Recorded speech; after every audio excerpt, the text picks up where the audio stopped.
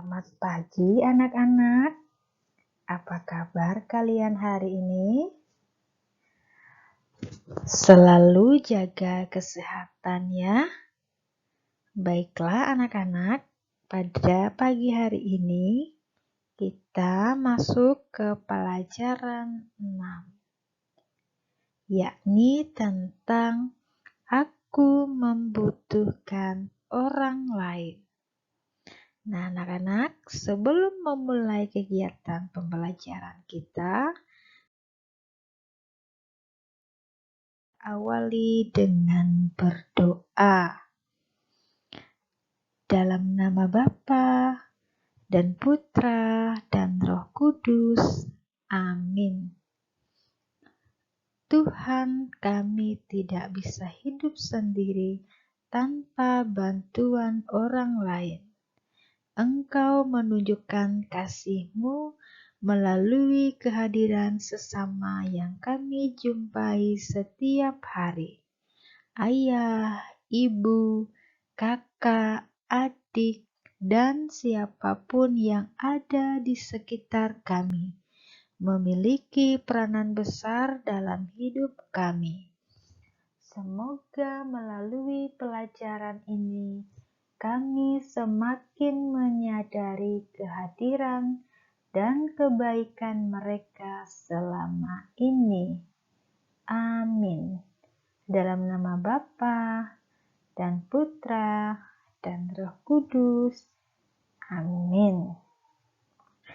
Nah, anak-anak, sejak lahir manusia disebut sebagai makhluk sosial. Artinya, dalam keberadaannya, manusia tidak bisa hidup tanpa bantuan orang lain. Oleh sebab itu, kamu ingat-ingat lagi siapa orang-orang yang sudah berperan dalam hidupmu sejak lahir hingga sekarang. Coba kalian ingat lagi siapa-siapa saja orang yang telah berperan dalam hidup kalian mulai dari sejak lahir sampai sekarang ya. Nah, yang kedua, apa saja kebaikan yang pernah orang lain lakukan pada diriku atau pada diri kalian? Nah, coba kalian ingat-ingat lagi siapa-siapa saja orang-orangnya. Nah, anak-anak, orang yang sudah berperan dalam hidup kita sejak lahir hingga sekarang, mungkin kalian tadi sudah sebutkan. Nah, bisa saja ibu, ayah, nenek, kakek, kakak, adik, dan orang yang ada di sekitar kita ya. Jadi orang yang sudah berperan dalam hidup kita dari kita sejak lahir hingga sekarang itu yaitu ayah, ibu, nenek, kakek, dan orang yang ada di sekitar kita. Serta ada banyak kebaikan yang pernah mereka lakukan terhadap kita. Misalnya, kebaikan yang dilakukan orang tua kita, yakni mendidik kita, membesarkan kita, merawat kita sampai saat ini. Ya, nah itu contoh kebaikan yang dilakukan orang tua kita. Bisa saja kebaikan itu juga dilakukan orang lain terhadap kita ya. Nah, anak-anak, sejak lahir manusia sudah disebut sebagai makhluk sosial. Artinya apa? Artinya manusia tidak bisa hidup tanpa bantuan orang lain. Ya. Melalui pergaulan dengan orang lain, kita dapat mengembangkan diri. Ya, dalam usaha pengembangan diri itu, ada banyak orang yang telah berperan dalam hidup kita. Nah, sekali lagi siapa mereka? Bisa saja mereka adalah orang tua kita, keluarga kita, kakak, adik, bahkan juga teman-teman kita. Ya. Nah, mari kita belajar dari Alkitab, ya, dari kitab Kisah Para Rasul bab 4 ayat 32 sampai dengan 37 tentang cara hidup jemaat pertama, ya. Nah, cara hidup jemaat pertama dari bacaan kitab suci tadi, yang pertama, mengumpulkan dan membagikan harta miliknya. Yang kedua, mereka selalu berkumpul dan berdoa bersama. Dan yang ketiga, setia pada ajaran para rasul. Yang keempat, tidak egois, ya, rukun antara satu dan yang lainnya. Ya.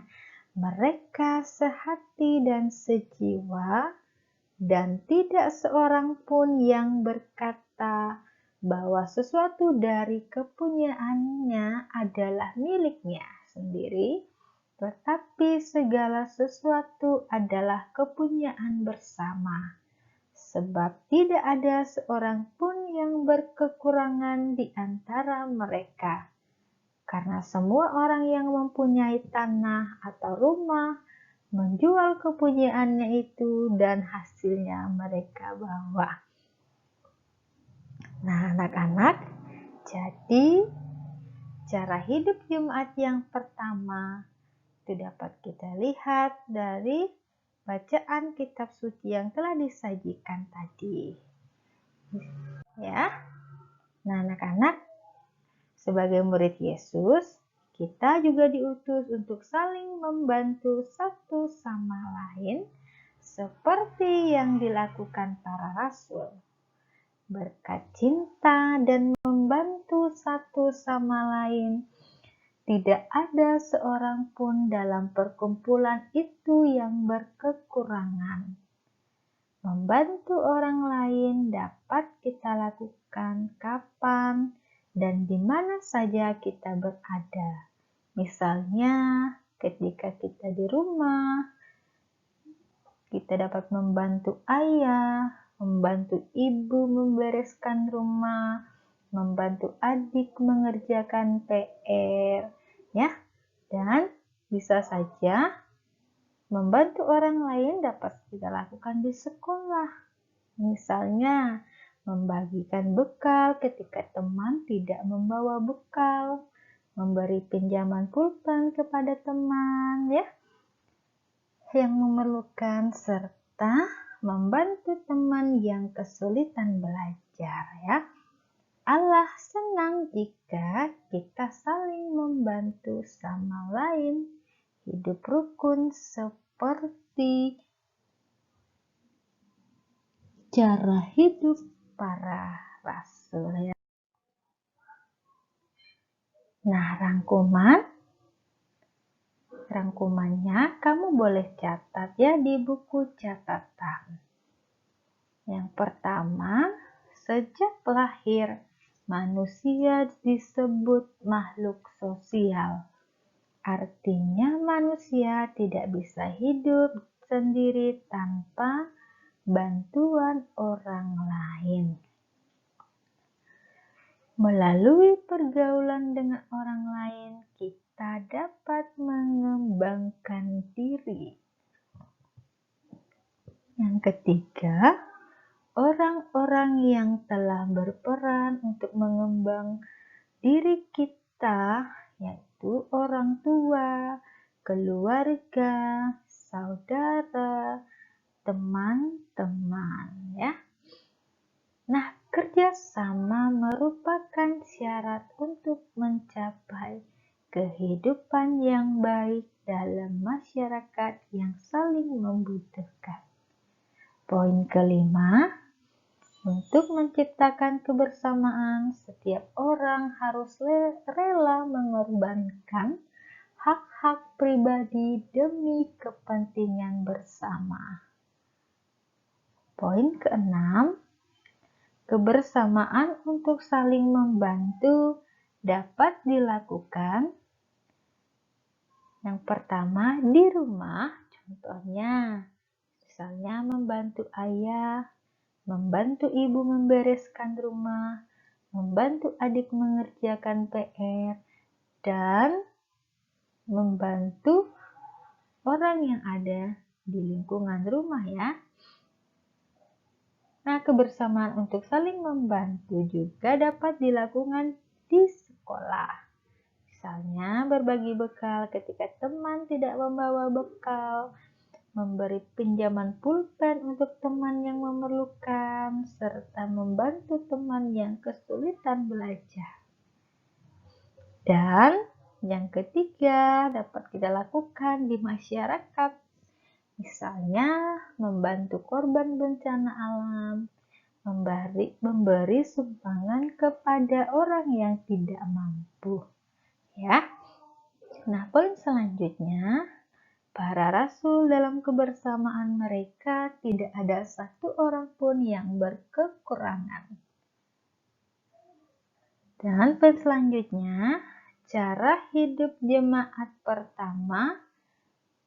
Yang pertama, mengumpulkan dan membagikan harta miliknya. Yang kedua, berkumpul dan berdoa bersama. Selanjutnya, setia pada ajaran para rasul, tidak egois, serta rukun antara satu dengan yang lainnya. Ya, anak-anak. Nah, itu rangkuman yang dapat kamu tulis di buku catatan agamamu ya.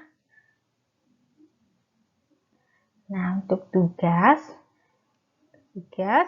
ada 5 poin di situ. Ya. Yang nomor 1, apakah arti manusia sebagai makhluk sosial? Yang kedua, siapa saja orang-orang yang telah berperan dalam hidupmu? Yang ketiga, tulislah 2 contoh sikap saling membantu di rumahmu. Yang keempat, tulislah ciri hidup jemaat pertama.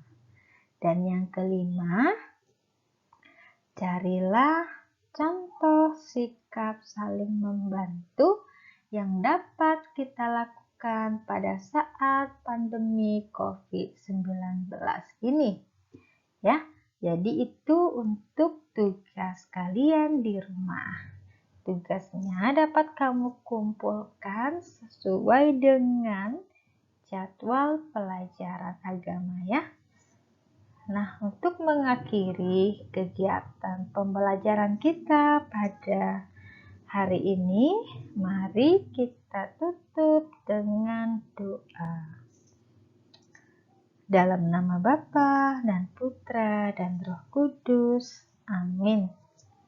Tuhan Yesus yang baik, bantulah kami agar mampu menyadari bahwa kami tidak bisa hidup tanpa sesama. Berkatilah kami agar mampu membantu sesama kami yang membutuhkan seperti para rasul. Amin. Dalam nama Bapa dan Putra dan Roh Kudus. Amin. Ya, oke anak-anak.